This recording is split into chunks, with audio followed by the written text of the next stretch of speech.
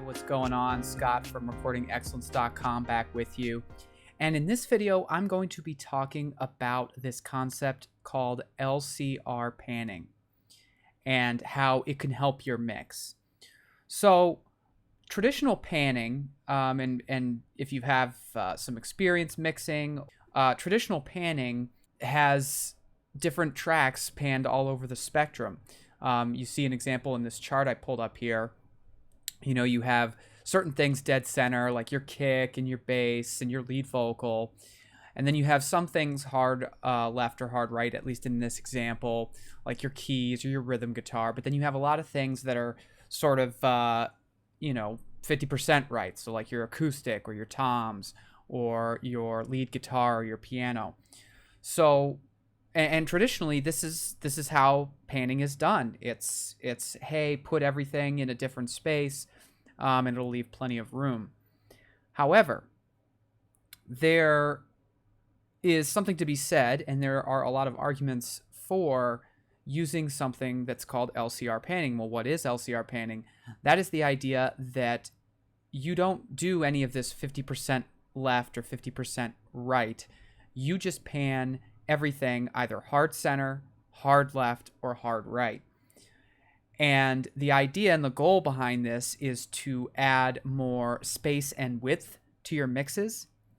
And it's also a way to simplify panning, because sometimes we can sort of get lost in, oh, where exactly am I putting this? Am I putting this just in the right spot? And it also can be helpful because if you think about it, a majority of the environments that your mix will be listened to, such as in a car, the person is not sitting dead center. So making a bunch of specific panning decisions like, oh, I'm going to put it just, 45% this way, might not even matter because the person is, sitting on to the left, and it's not going to matter anyway. So if you just pan things hard right, hard left, and center, it all kind of comes out in the wash.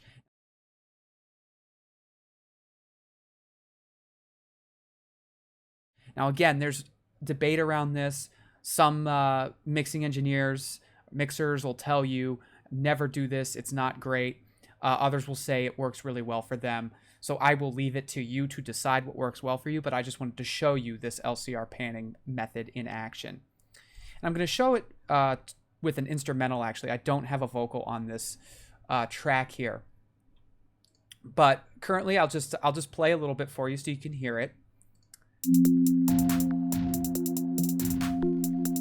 Kind of intro here.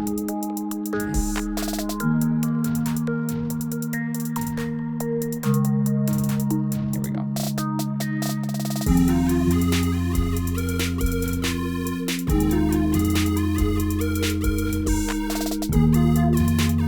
Okay, so you get an idea of what's going on there.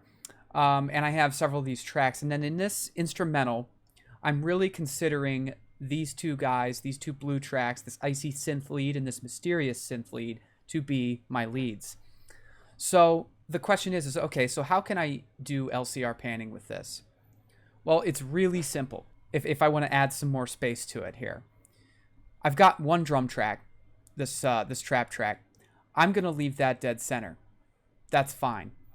If you have multiple, if you are working with a drum kit, I would suggest you want to make your kick dead center, but then pan those other parts, again, going back to our example mix placement here, you could put your toms hard left and hard right, and, leave your kick right here in the middle and maybe your snare. So in my case, I'm just leaving that dead center. I've got my bass here. I'm going to leave that dead center. Now I've got this weird intro sort of thing. I'm actually going to leave that dead center as well, just for the intro. This string ensemble I have, and I'll solo it for you here, so you get an idea. I'm actually going to pan that hard left all the way. And then I've got this weird voice pluck thing. I want to show you this so you know what that is. Nice little delay and everything on that guy. I'm going to pan that hard right. And let's see if this opens up some space in this mix that's not complete by any stretch of the imagination. I could do a lot of EQing and things like that to make it better, but I just, for our purposes here, wanted to show you some panning. All right, so I've got this all the way to the left, this all the way to the right. Now let's listen to it.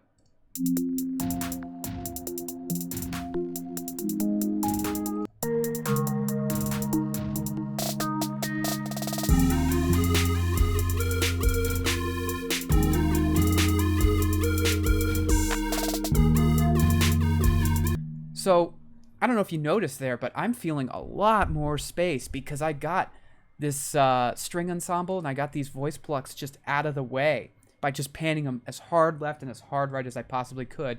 And now that lead seems to be sitting in a nice, better spot. Now, what I would say here, the last point I would make about this, and you can go through, and if this was a vocal, I'd say leave that dead center.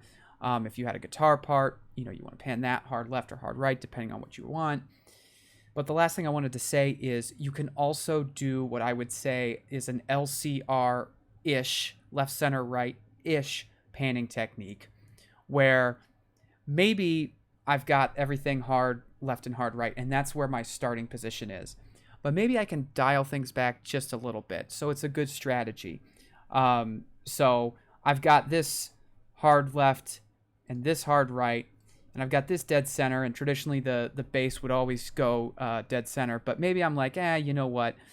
These voice plucks are hard right, and they're just very, compared to the string ensemble, it's just not a lot going on. So maybe I'll just take this and I'll put it to the right just a little bit.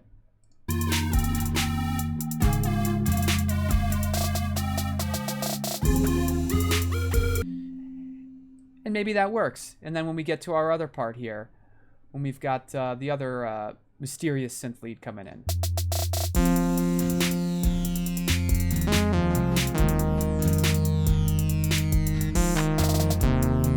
And everything seems to be sitting pretty well. So that's LCR panning.